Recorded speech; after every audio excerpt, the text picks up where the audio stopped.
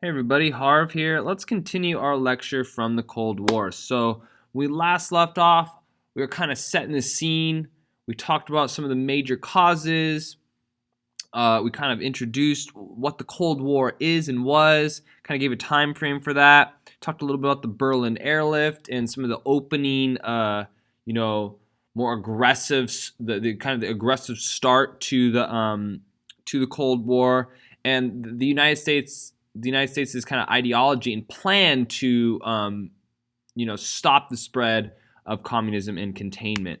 Now, a key part of the Cold War and understanding the Cold War was the Soviets in Eastern Europe. The famous quote regarding the Soviets in Eastern Europe is from Winston Churchill, right? Where Winston Churchill says that an Iron Curtain has kind of befallen the ancient capitals of Eastern Europe.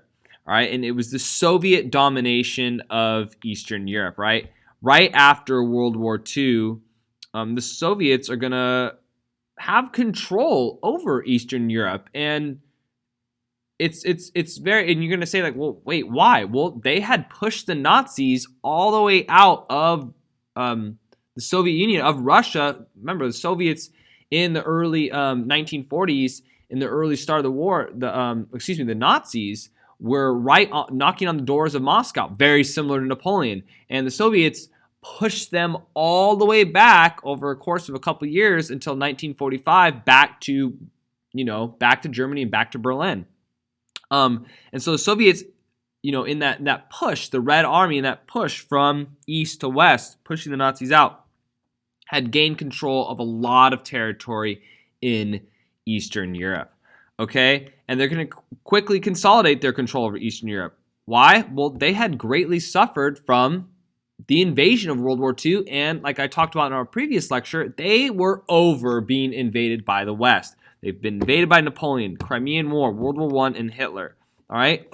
Also, traditionally, and we know this, from Peter the Great, from Catherine the Great, the Russian people, the Soviets had interest in traditionally expanding westward, right?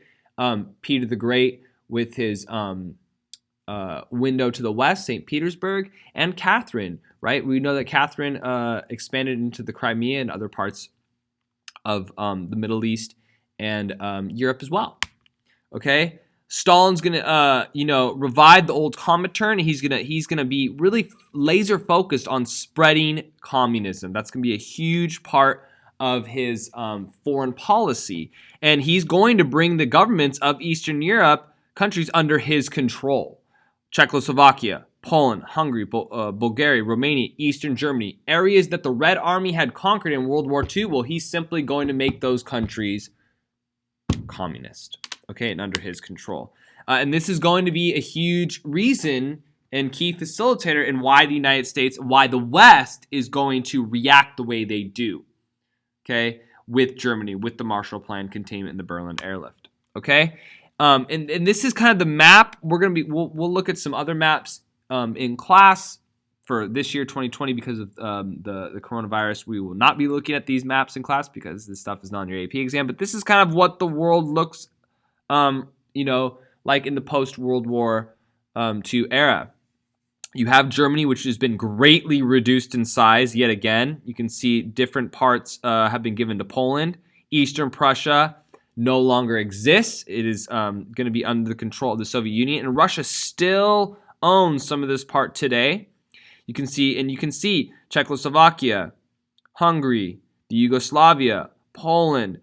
A lot of these are going to fall under the Soviet sphere of influence, and they're going to be kind of these satellite states that are communist and kind of taking orders from Moscow and the Soviet Union. But this is kind of what we're looking at in the Cold War era, post-World War II Europe. Now, a huge part of the Cold War are the new alliances we're going to see. Okay, and there's two main alliances. The big alliance in the West is called the North Atlantic Treaty Organization. It still exists today. It's called NATO. And this is going to be the West. This is going to be the democratic capitalist nations, okay? And this is an organization, an alliance of mutual assistance, okay? part of this NATO treaty says that if any of these nations are attacked, then they all would help each other. So if the Soviet Union decides to pick on a certain country like Iceland or Denmark, then that means the world it's on. It's a world war. Okay? And this is very different from, the Triple Entente or the Triple Alliance that we discussed before. This is not a secret alliance. The United States and the Western democratic countries are putting it out there. Hey, Soviet Union, if you try to get crazy with a small country like Luxembourg, okay, if you try to get crazy with Britain or France, that means you're going to get crazy with all of us. Okay, we're all going to jump in. And this transformed the West into this huge bloc. They were all allied, supporting, they were on each other's side. And we'll talk about this. And this is important. This is something that we talked about in the last lecture. George Washington warned against. The United States is committed to defend people overseas, to defend allies outside of the Western hemisphere. Okay? We're going to see Comic-Con. Okay? This is kind of how the Soviet Union is going to respond. They're going to completely, they're going to start integrating the economies of Eastern Europe states controlled by the Soviets. Okay? So they're going to try to economically align. Okay, and then we're going to see the Soviets respond with their own treaty called the Warsaw Pact, and this is going to kind of unite all the Eastern European countries into their own bloc. And it's the same thing. If the United States attacks Eastern Germany, well, then all the Eastern communist countries are going to defend Eastern Germany. They're all going to defend their fellow communist countries. So it's kind of transforming Europe into blocks, okay? East versus West, communist versus capitalist democracy, okay? And so the Cold War is taking shapes. Now, we're not going to see a full-on fight in Europe, but we're going to see the Cold War. We're going to see the fighting elsewhere in Asia, right? Vietnam, okay? Korea. In the Middle East, we'll see the invasion of Afghanistan. Okay, we're going to see flashpoints in different areas, all right? But we are seeing, the sides start to solidify. We are starting to see the Cold War really start to accelerate. Okay, and this is where you can see. This is why I've been saying East versus West. You can see it right here. West, okay, NATO. These countries are democratic, capitalist, okay, versus East. You can see it right here. And there's a divided Germany right there. Okay. Now, different countries will, join NATO at different times, and we're going to also see the EU and talk about that in the next chapter. Okay, but this is the big idea I want you to gain from this is this idea of East versus West. Okay, capitalism, democracy, totalitarianism, communism. Right? You can see the ideologies on the map and the division. Now, a really important point that's going on during this is some events happening in the Middle East. And this is kind of related to decolonization a little bit, but we do need to talk about the creation of Israel because it's really, really, really important. Okay? After World War I, remember, we had that mandate system in France and Great Britain, started to control the Middle East. They created new countries, okay? All right? Now, obviously in World War II with the Holocaust, there was this huge public outcry, and a lot of public sympathy for what happened to people of the Jewish religion, the Jewish faith, obviously because they had been murdered by the Nazis. Okay, we're going to see the British take steps in order to help create a Jewish state in the territory of Palestine. Okay, and that's with the Balfour Declaration. Excuse me. Okay, now this is why Israel is such a controversial country and such a controversial state. Okay, is because many of the Arabs, and Palestinians considered, the Jews invaders, and there's a big territorial dispute. Many Arabs and the Palestinians believe that that was their land and they had been there first. Okay, and they consider that the British were invaders and giving this to the Jews, they were invaders as well. And we're going to see a lot of violence, and conflict emerge when Israel is created. Okay, now we're going to see the United Nations help facilitate this. The British are going to turn the area over to the United Nations. They're going to partition the Palestinian territory into two, one for Arabs to live in and one for Jews. And we are going to see in 1948 Israel is declared by Harry Truman. Now, Israel fits into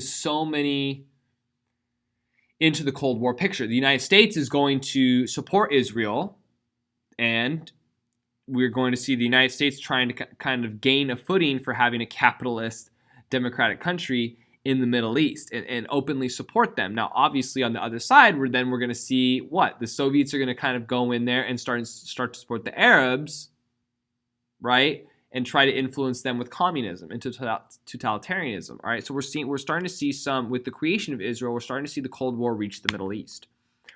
Okay, Arab nations are not going to recognize Israel and immediately invade Israel once they are created, but Israel will defeat them. And part of the reason is Israel is being funded, has modern weapons from the United States, and it will introduce mass conscription. Okay, and we are going to see, like I just alluded to, the Cold War will have now, with the creation of Israel, have reached the Middle East. The United States will and Israel are going to be allies, and Israel is going to be kind of represent, unite American interests in the Middle East, and the Soviet Union will support Arab nations. Okay, and the existence of Israel is going to become part of the Cold War, but it's also going to be really important for when we talk more about some of the radical Islam that we see, some of the jihadists, some of the terrorism that we see. Israel will fit into that picture as well and has a role to play within that as well, because many Arab and Muslim groups are very upset at the creation of Israel because they believe that is Arab territory. Okay, and Israel, ladies and gentlemen, is right in the Middle East, right there. Okay, right on the Mediterranean Sea, right by Egypt. Okay. All right. Now, a huge one of the first proxy wars, and we're going to see these proxy wars, Vietnam, Afghanistan, Vietnam, erupt during the Cold War, and this is where the United States and the Soviet Union are going to kind of indirectly fight one another. Okay, they're gonna be fighting them. They'll have some soldiers fight in this, but this is, supporting different groups. This is, the United States, the West, and the East kind of supporting, communist and democratic regimes and trying to, influence the outcome of these conflicts around the world. All right. Now, let's talk about the Korean War. So this is going to be a proxy war between the East and the West, between the Soviets and the United States. And the Soviets are going to support the communist regime in the North, and the United States is going to support the capitalist democratic regime in the South. Okay, now, give you some context. Prior to World War II, Korea had been independent colony but was taken over by Japan.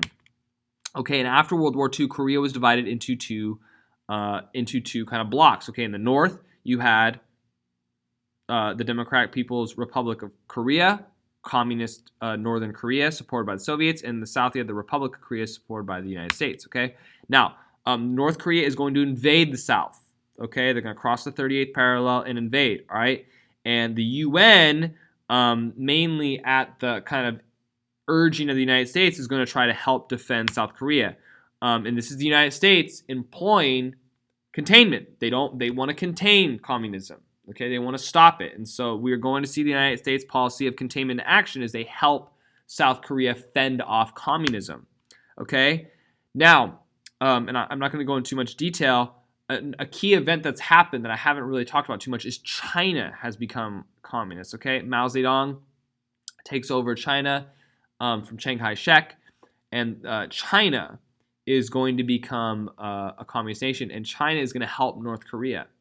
Okay, we'll see the United States declare an armistice, stop the war, and they're going to keep the same borders. Okay, and to this day, North Korea and South Korea are divided between communism in the North and capitalism in the South. Okay, but this is a proxy war. This is an example of the United States and Soviet Union fighting each other indirectly. Okay, obviously, the United States, some United States soldiers fought in to help the UN. They fought in the war. Some Soviet soldiers did fight for the North. Okay, but it wasn't like a full-on, all-out warfare between the two countries. Okay, because obviously it would have resulted in nuclear warfare, and that would have just blown up the entire world. Okay, the U.S. today still has many troops in South Korea. Tensions are high there. North Korea is, proceeding with its nuclear program. Things are not. There's lots of tension in Korea to this day. Okay, and this kind of just shows you the progression of the war. The United States advanced too far up here, and you see the Chinese will bring out a couple million, I think 1 million soldiers, and push the United States and the UN all the way back. Now, this was a United Nations operation, but the United States was heavily involved in this, okay?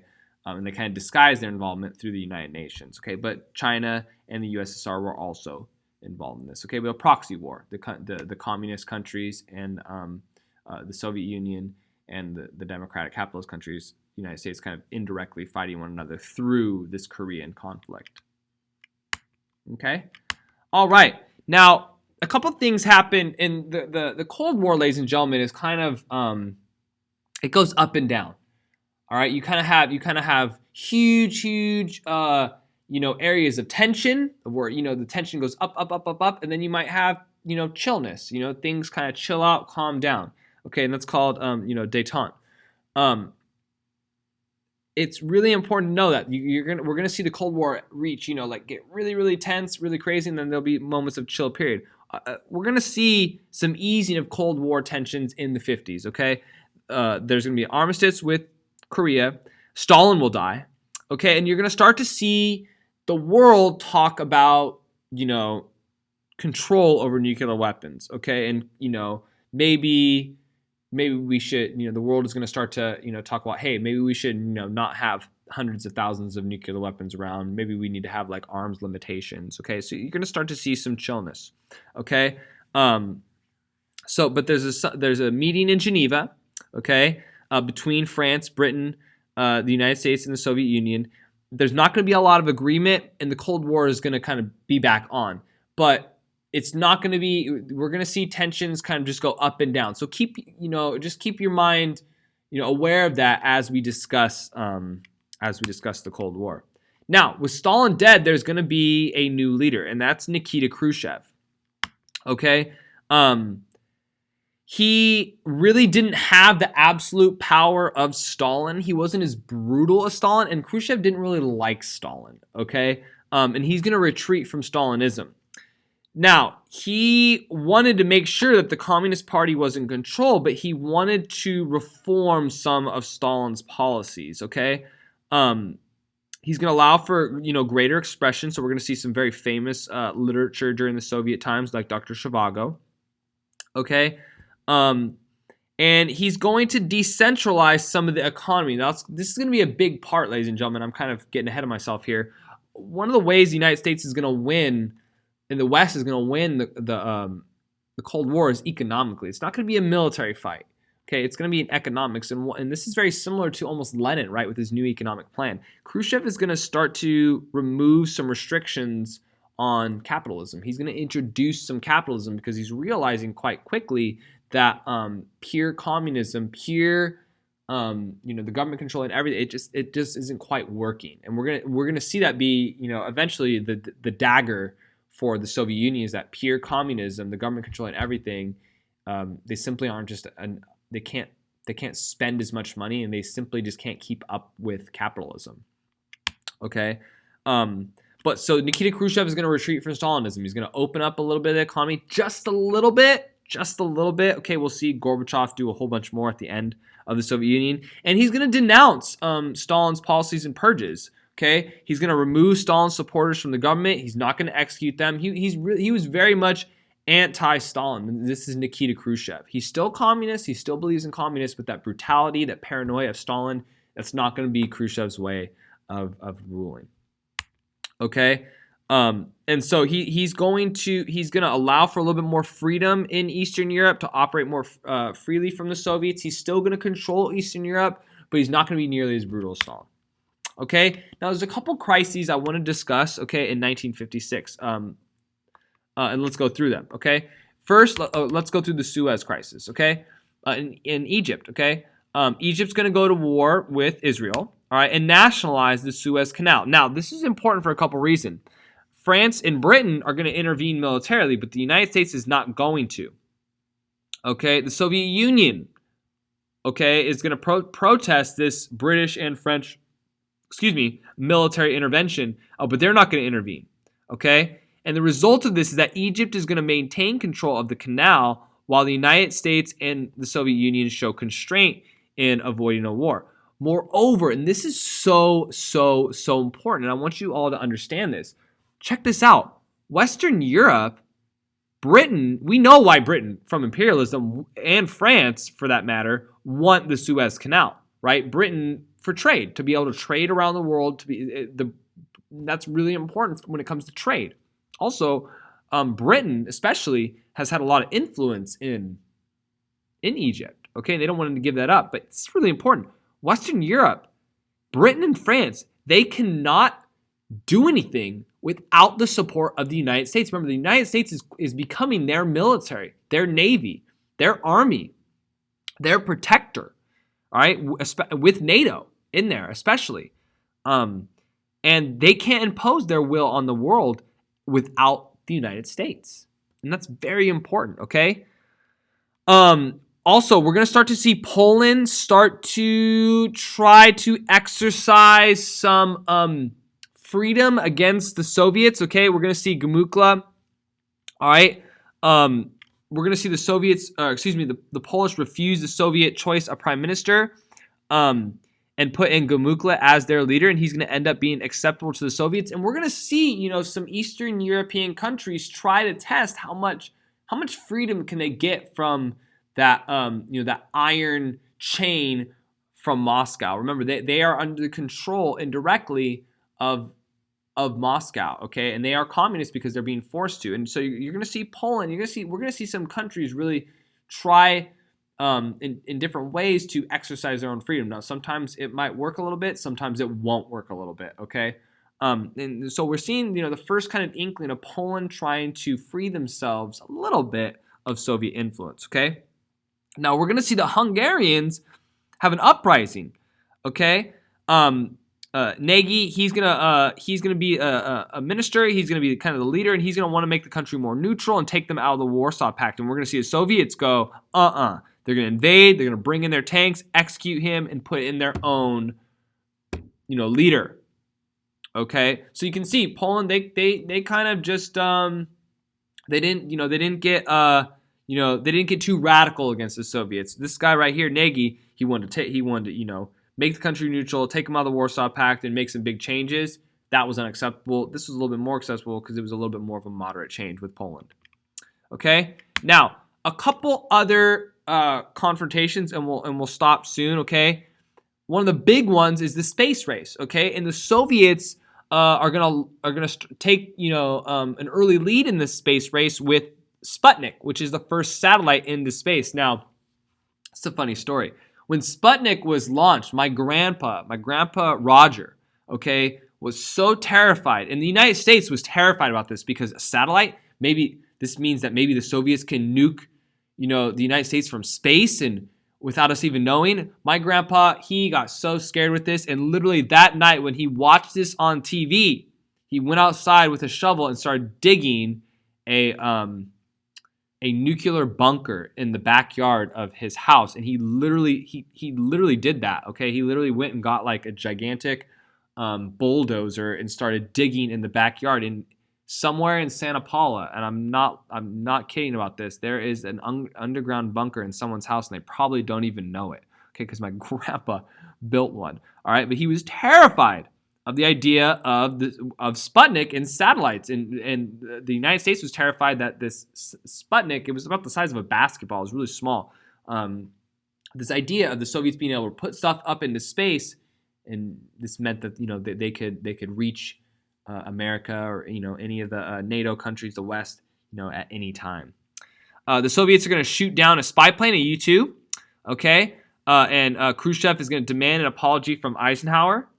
Okay, and they had just been getting ready to meet, and then this spy plane got shot down, and Khrushchev's like, what are you doing? And Eisenhower refuses to apologize for that, and this summit of them meeting did not go down. Okay, this Paris Summit conference. Okay, the Berlin Wall is gonna go up. All right, and so many refugees from East Berlin were trying to live in Western Berlin, and you're going to see the East Germans and the Soviets build a wall separating the two parts of the city. Remember, East and West Berlin were separated. West was still controlled by the democratic capitalist countries. The East controlled, obviously, by the communists. Okay, so the Berlin Wall is going to go up and separate the different parts of the city. Okay, and the United States is going to protest, but it really can't do anything else. And if you go, the Berlin Wall is still up in some parts of Berlin, and it's pretty incredible. And by the Ronald Reagan Presidential Library, there is a piece of the Berlin Wall, which is pretty incredible. All right. Big one was the Cuban Missile Crisis. And this, ladies and gentlemen, was very scary. And this was the closest the world got to nuclear holocaust. This occurred in 1962. Castro is going to become a dictator, a communist dictator in Cuba. And the Soviet Union is going to support this communist regime. Now, Cuba is really close to Florida. And the Soviet Union is going to start planting missiles in Cuba. And in response, JFK, Kennedy, you'll learn more about him next year in APUSH, is going to blockade Cuba and demand the removal of the missiles. And this is really going to, put the United States and the Soviet Union nose to nose, face to face, and eventually, ladies and gentlemen, we're going to see Khrushchev blink, and he's going to turn his ships around and pull the missiles out of Cuba. And this is the closest. A lot of people. There's a great movie called The 13 Days, I believe, that's just showing the tension and the prospect of nuclear war in 1962. And the Cuban Missile Crisis is actually going to represent the end for Khrushchev. A lot of people in the Communist Party are going to lose support with him because they believe that he showed weakness by backing down. And so this will actually be the beginning of the end for Khrushchev with the Cuban Missile Crisis. But this was the world was very close to nuclear war right here. Okay, and we're going to see the United States and Soviet Union signed a test ban treaty after this. And but the Cuban Missile Crisis, ladies and gentlemen, really important because it does represent this was the closest that the East and West got to nuclear war. Okay, and here's some pictures taken from spy planes over Cuba, and the United States was able to find those missiles. Okay, we'll stop here for today, ladies and gentlemen, and continue our lecture a little bit later. Thank you for joining.